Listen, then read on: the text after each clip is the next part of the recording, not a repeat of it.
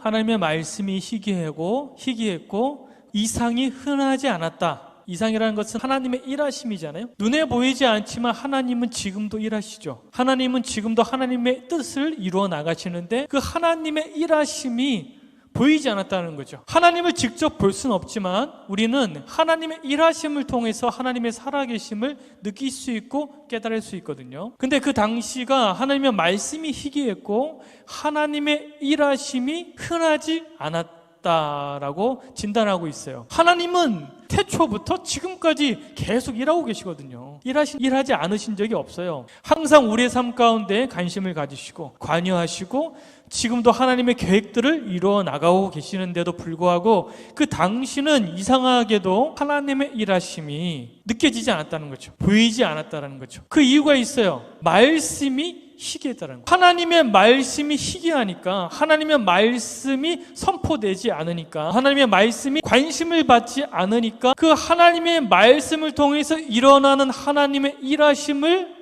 몰랐다라는 거예요. 하나님의 말씀이 희귀했다라는 표현이 진짜 하나님의 말씀 자체가 사라졌다, 말씀 자체가 없었다라는 것을 말하는 게 아니에요. 말씀 자체가 없지 않았어요. 말씀은 있었단 말이에요. 근데 문제는 뭐냐면 많은 사람들이 그 당시 엘리가 제사장으로 있던 그 시기에 말씀에 관심을 안 가졌다라는 거죠. 이미 말씀은 있었지만 말씀이 어떠한 것을 요구하는지 알았지만 사람들이 그 말씀에 관심을 갖지 않았다라는 거예요. 말씀이 희귀했다, 이 얘기는 사람들이 말씀에 관심을 갖지 않았고 말씀에 주목하지 않았고 말씀대로 살아가지 않았고 말씀대로 예배드리지 않았다는 거죠. 말씀이 존중받지 못한 시대였다라는 거죠. 그러니까 말씀 자체가 없었던 것이 아니에요. 말씀 자체가 존중받지 못한 시대였다는 거예요. 그러니까 말씀 자체가 존중받지 못하는데 어떻게 그 말씀을 통해서 일하시는 하나님의 일하심이 일어날 수 있겠어요? 그러니까 말씀이 무시당하니까 하나님의 일하심이 없어진 시대, 그런 시대가 엘리가 제사장으로 있던 시대였다라고 말하고 있어요. 그런 시대 가운데 그렇게 영적으로 침체되고 말씀이 무시가 당하고 많은 사람들이 말씀에 관심이 없어요. 그러면 그래도 그 말씀을 지켜나가고 가르치고 선포해야 될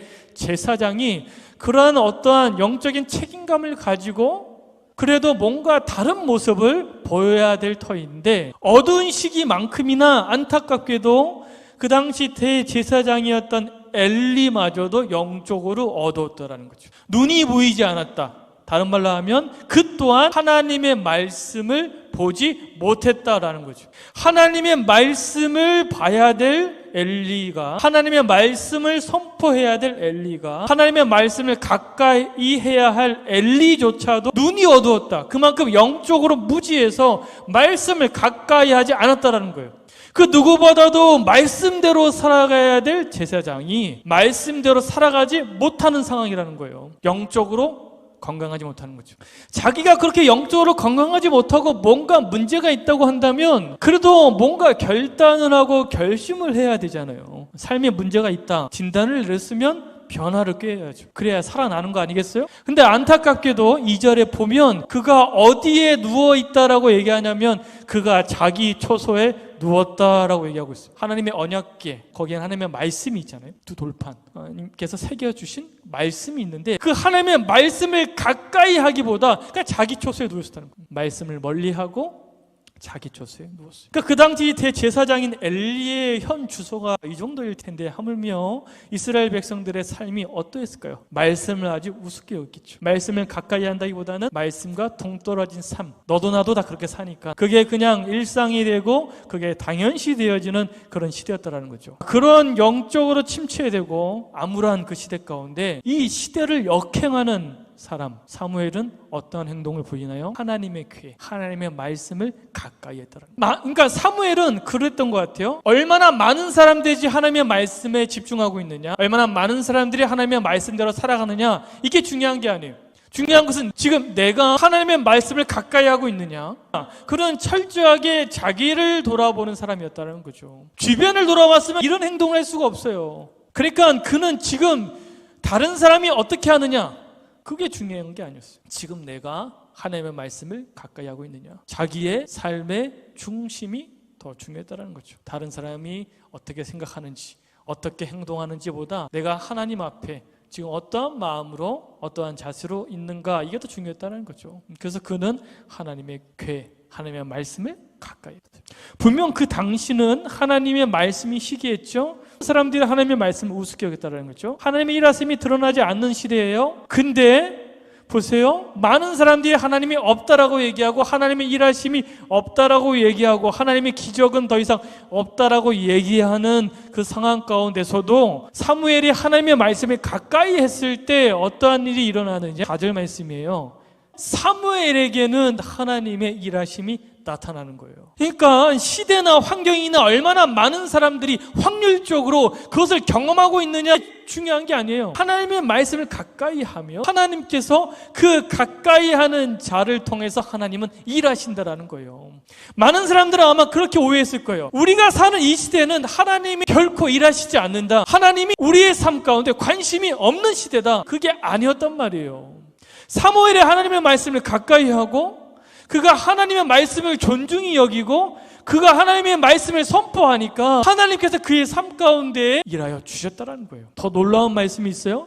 19절 말씀인데요. 많은 사람들 하나님의 말씀을 관심 없죠. 주목하지 않아요. 선포하지 않아요. 그들의 생각 가운데, 그들의 행동 가운데 말씀을 기준 삼지도 않고 말씀을 외치지도 않거든요. 근데 사무엘만큼은 그가 자라면서 계속 그의 입술의 고백을 통해 말씀을 선포했고 말씀을 기준 삼아 살아갔고 말씀을 존중히 여겼고 말씀을 높였을 때 하나님께서 그의 말 한마디 한마디, 그가 선포하는 그 말씀 한마디 한마디를 결코 그냥 땅에 떨어뜨리지 않고 말씀대로 그의 인생 가운데 되게 하셨다는 거예요. 그 당시 많은 사람들은 하나님이 내 삶 가운데 역사하지 않아, 하나님은 안 계셔, 나를 포기했나 봐, 나를 버리셨나 봐, 하나님이 내 삶 가운데 역사하지 않아 라고 속단했을 거 아니에요. 잘못된 판단이라는 거죠. 중요한 것은 그들이 하나님의 말씀을 존중히 여기지 않으니까 당연히 그들의 삶 가운데 하나님의 일하심이 없었다는 거예요. 사무엘서를 보게 되면 큰 주제가 있어요. 하나님께서는요, 하나님을 높이는 자를 높여주시고요, 하나님을 우습게 여긴 자를 낮추십니다. 국가뿐만 아니라 개개인의 인물의 인생들도 똑같아요. 흥망성쇠가 하나님 손에 달려있음을 말하고요, 하나님을 높이면 높여집니다. 그게 인생이라면 그의 인생이 높아지고요, 그게 나라라면 그 나라가 높아져요. 그래서 사무엘서를 보면 흥하는 자가 있고 망하는 자가 있어요. 근데 흥하고 망하는 것의 차이는 조건적 차이가 아니에요. 딱 유일한 하나의 차이. 하나님을 존중히 여겼느냐, 하나님의 말씀을 존중히 여겼느냐, 이거 하나예요. 한국교회의 가장 큰 위기는 뭐냐면 말씀이 말씀으로서 존중받지 못해요. 말씀이 말씀으로 존중받지 못하는 교회는 망하게 돼 있습니다. 말씀을 우습게 여기는 나라 망하게 돼 있어요.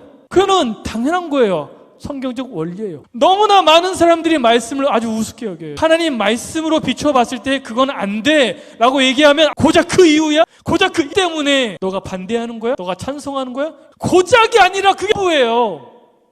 우리의 선택의 기준은 그게 말씀이냐지 고작이 아니라고요. 근데 안타깝게도 많은 그리스도인들도 그들의 판단의 기준이 말씀이 아니에요. 너무나 이상한 논리들이, 생각들이 판단의 기준이 되고 있어요. 지금 우리의 삶의 태도가 바뀌어야 됩니다.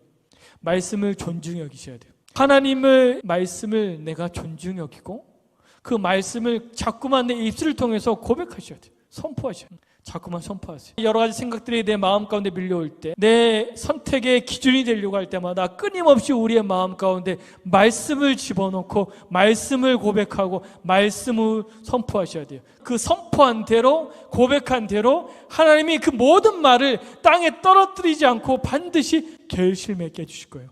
사무엘의 이야기는 단순히 사무엘서에만 있는 이야기가 아니라 오늘 이 시대의 이야기잖아요. 그래서 정말 우리 모두가 말씀이 무시당하는 시대 가운데 말씀을 존중하고 말씀을 높이는 태도를 갖춰서 정말 말씀대로 되어지는 그 인생의 주인공 바로 우리가 되기를 바랍니다.